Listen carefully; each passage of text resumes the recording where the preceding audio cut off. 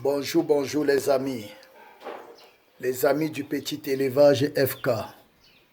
Bienvenue sur notre chaîne. Pour ceux qui ne nous connaissent pas, je suis Dieudonné Fongan, le promoteur de cette chaîne. Alors si vous arrivez pour la première fois sur notre chaîne, ne manquez pas de vous abonner, ne manquez pas de liker et de nous laisser vos commentaires. Laissez-nous vos commentaires. Si vous avez aussi quelques questions qui vous turlupinent, veuillez les poser dans la barre de commentaires et nous vous ferons le plaisir de vous répondre. Ok? Donc aujourd'hui là, nous allons répondre à la préoccupation d'un autre internaute qui nous a écrit d'un autre jeune éleveur. Vous savez que nous sommes le petit élevage FK, je précise bien. Nous ne sommes pas les grands éleveurs. Nous sommes les petits éleveurs. Nous sommes une race de jeunes cuniculteurs qui ont simplement faim, qui veulent gagner leur vie, qui se cherchent, qui veulent joindre les deux bouts, qui veulent chasser le stress. Nous sommes une race de cuniculteurs qui n'ont pas de moyens, mais nous voulons relever le challenge. Nous voulons commencer petit et devenir grand. Et j'encourage tous ceux qui n'ont pas assez de moyens de commencer avec les moyens de bord comme nous là. Vous voyez, moi, je n'ai pas le grillage galvanisé. Je ne dépense pas beaucoup d'argent dans le grillage galvanisé. Ça, c'est les matériaux de récupération que j'utilise. Vous voyez bien ça? Pourvu que ça me donne l'argent. Ça, c'est du bois rouge que j'utilise. Regardez bien. On commence petit et on deviendra grand. On fait avec les moyens de bord. OK? Et quand j'ouvre comme ça, vous voyez même mes abreuvoirs que j'utilise sont les abreuvoirs adaptés moi-même. Je fais tout pour économiser. Je vous montre ça pour vous montrer que vous pouvez commencer l'élevage de lapins à moindre coût et plus tard vous devenez grand. Vous devenez grand. Quand vous allez devenir grand, vous pouvez passer à une autre chose. Vous pouvez passer à une autre chose en fonction de vos moyens. Mais pour l'instant, sachez que la cuniculture a deux niveaux. Il y a ceux qui sont au ciel, il y a ceux qui sont sur la terre. Il y a ceux qui sont en haut, il y a ceux qui sont en bas. Moi, je suis avec ceux qui sont en bas.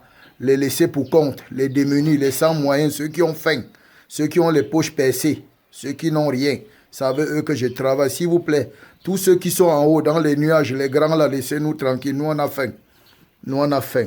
Ok, je vais donc répondre à la préoccupation de notre frère qui m'a écrit pour me demander... comment faire pour reconnaître qu'une lapine va bientôt mettre bas? Que la lapine va bientôt mettre bas. Alors, il se pourrait que j'avais déjà fait une vidéo là-dessus, mais je vais faire une vidéo un peu ici avec peut-être 3 signes, voire 4 signes seulement, pour qu'on puisse reconnaître, qui montre qu'une lapine, donc ta lapine que tu as couplée va bientôt mettre bas. Pas comme ceux-ci. Ceux-ci là, on les a déjà, c'est vrai, hein. Voilà. Donc, dans ces loges, si je mets comme ça 6, ils sont dedans 6. Une loge comme ça, je les mets dedans 6. Ils vont grandir dedans 6 jusqu'à quitter ici pour aller au marché. On les a sexés, on les a partagés. Déjà, ils sont là tranquilles. Voilà. Donc, comment faire pour reconnaître qu'une lapine va bientôt mettre bas et donner naissance à des petits qui vont grandir et être comme ça? Numéro 1. Quand tu veux savoir que ta lapine va bientôt mettre bas, c'est simple. C'est simple, sa consommation d'aliments diminue. Sa consommation en aliments diminue. Tu vas te rendre compte que sa consommation d'aliments journaliers a diminué. Ça, c'est le premier symptôme. C'est le premier signe qui te montre que d'un moment à l'autre, elle va mettre bas. Pourquoi je réponds à ceci? Parce que plusieurs disent qu'ils ont acheté les lapins chez des personnes. Les lapins étaient déjà accouplés, mais eux, ils ne connaissent pas la date. Plusieurs ont aussi accouplé le lapin et... au moment où ils ont oublié la date de l'accouplement, ce n'est pas grave, on peut se retrouver. On peut se retrouver. Si tu as accouplé le lapin et tu as oublié la date, tu peux te retrouver. Si tu as acheté le lapin qui était déjà accouplé et le vendeur de lapin ne connaît pas la date de l'accouplement, tu peux te retrouver. Alors comment faire donc? Le premier signe que je donne, c'est que tu vas te rendre compte que quand tu vas mettre l'aliment comme ça, la lapine qui est là sur le point de mettre bas, elle ne va pas finir son aliment. Elle ne va même pas vraiment manger. Ok? Elle ne va pas finir son aliment. Ça, c'est le premier signe qui montre qu'elle veut déjà mettre bas. Le deuxième signe que vous allez constater, c'est que La lapine va aller dans le... Elle sera dans le clapier. Pendant qu'elle sera dans le clapier, vous allez vous rendre compte qu'elle va gratter. Elle va gratter. Elle va utiliser ses griffes, ses ongles-là, commencer à gratouiller le fond du clapier. Elle gratte comme ça parce qu'elle cherche, elle veut faire un trou pour s'échapper. Elle veut faire un trou pour s'échapper, aller préparer son terrier de mise bas. Elle gratte comme ça parce qu'elle veut creuser le trou pour mettre bas. Parce que dans sa nature, c'est ça. Quand le lapin veut mettre bas, il creuse un trou. C'est dans sa nature. Et la nature finit par le rattraper, même quand nous l'avons mis dans les clapiers. Ok? Regardez le fond de mon clapier. Moi, je l'ai fait en bambou. Je l'ai fait en bambou. Et je fais toujours le fond de mes clapiers en bambou, comme vous voyez là. Et c'est en bambou démontable. Vous voyez, c'est comme les traverses du lit, démontable. Je peux retirer ça. Je peux retirer. C'est un peu comme les repose-pattes en bambou.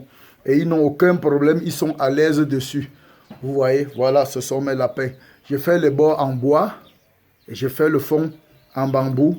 Et je fais les bords en grillage de récupération. Ce sont des fers que nous tissons nous-mêmes. Ok, voilà, pourvu que nos bêtes soient à l'aise. Très à l'aise à l'intérieur. Voilà, ils n'ont pas de problème de pododermatite. Ils n'ont pas de problème de blessure aux pattes. Ils n'ont aucun problème. Ils sont à l'aise, tranquilles. Même quand ils naissent, ils mettent bas et les lapéros tombent sur le bambou. Là, nous, on les récupère. L'humidité ne les tue pas. Voilà. Donc, je disais que le deuxième signe, c'est qu'elle commence à gratouiller. Quand vous allez vous rendre compte que le lapin gratouille, utilise ses pattes pour gratter à l'intérieur, gratter. Il faut savoir qu'elle veut déjà mettre bas. Elle est sur le point de mettre bas. Maintenant, le troisième signe que la lapine veut déjà mettre bas.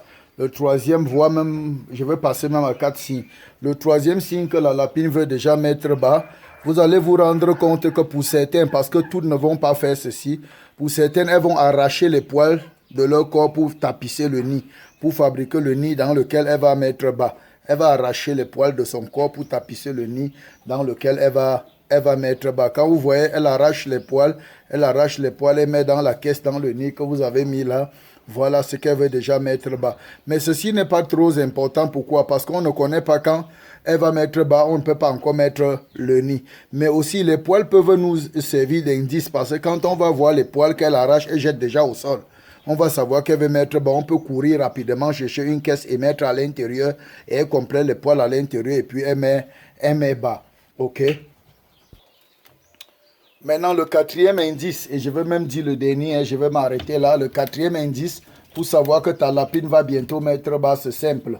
C'est simple. Je vais te montrer. Quand tu vas toucher le bas de son ventre comme ça, quand tu vas toucher le bas du ventre de ta lapine, ou bien les côtés comme ça, c'est une palpation. Moi, j'appelle ça palpation de faim.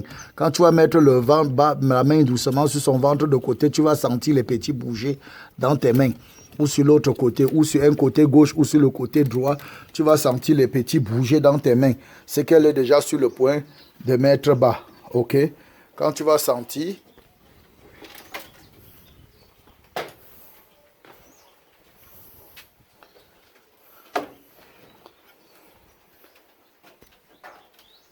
je disais que cette vidéo soit utile et très claire pour te permettre à partir de maintenant de connaître qu'une lapine, ta lapine est sur le point de mettre bas.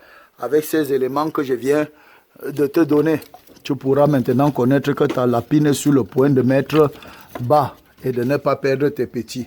Ok, c'était tout pour cette vidéo. Ne manquez pas de vous abonner, ne manquez pas de partager et de liker. J'attends vos questions dans les commentaires. Laissez vos commentaires, laissez vos commentaires, laissez vos commentaires. S'il vous plaît, les amis, travaillez avec les moyens de bord. Ici en Afrique, nous avons tout sur pied. Nous avons tout sur pied. Ça ne sert à rien d'investir beaucoup dans un élevage qu'on ne maîtrise même pas encore au début. Allons-y mollo, doucement, doucement. Pété, catch monkey. Doucement, doucement, on va attraper le singe. On ne court pas, on n'est pas pressé. On n'est pas pressé. Donc, c'était tout. Si tu as besoin de mon livre sur la prise en charge de l'apéro de A à Z, ne manque pas de m'écrire. Ne manque pas de m'écrire via mon numéro WhatsApp que je laisse dans la barre de description et que je laisserai ici. Si tu as besoin d'une formation quelconque, alors ne manque pas de me contacter. Je me ferai le plaisir de te servir. Dieu donné Fongan, c'est moi.